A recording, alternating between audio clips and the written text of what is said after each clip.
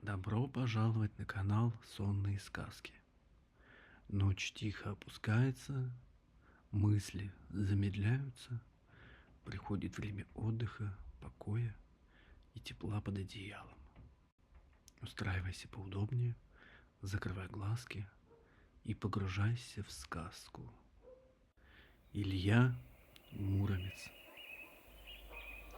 Жил-был в одной деревне молодой парень по имени Илья. Не был он ни глуп, ни ленив от природы, да вот только долгое время не вставал с теплой печи. Сказывали люди по-разному.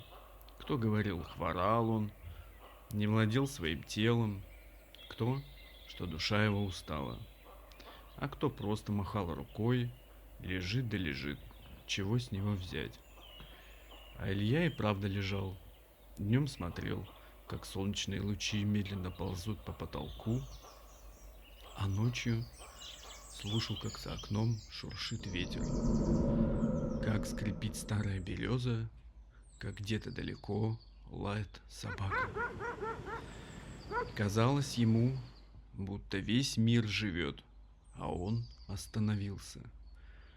Однажды ранним утром, когда печь еще хранила ночное тепло, услышал Илья тихий голос.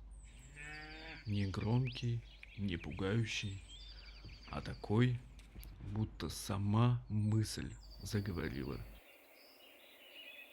Долго ты еще будешь ждать, пока тебя поднимут? Илья вздрогнул, огляделся, никого. А если я не могу?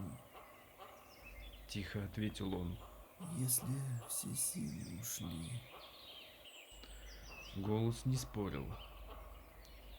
Тогда начни с малого. Повернись, почувствуй тепло, подыши.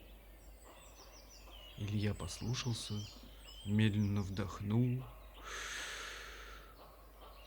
потом выдохнул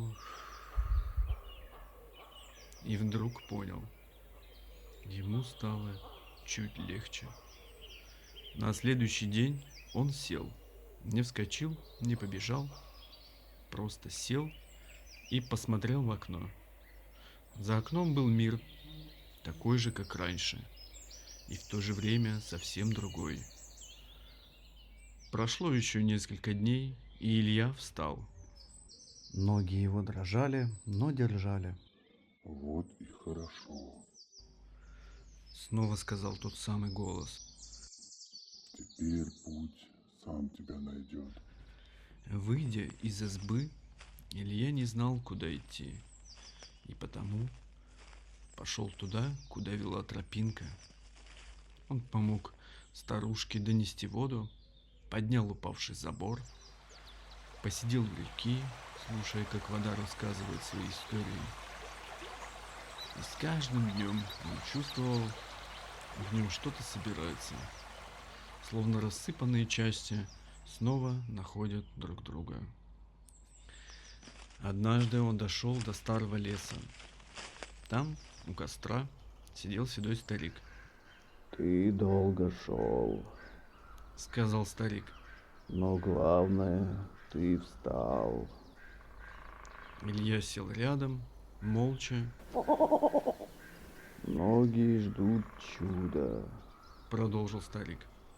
а чудо ждет, когда человек будет готов его принять.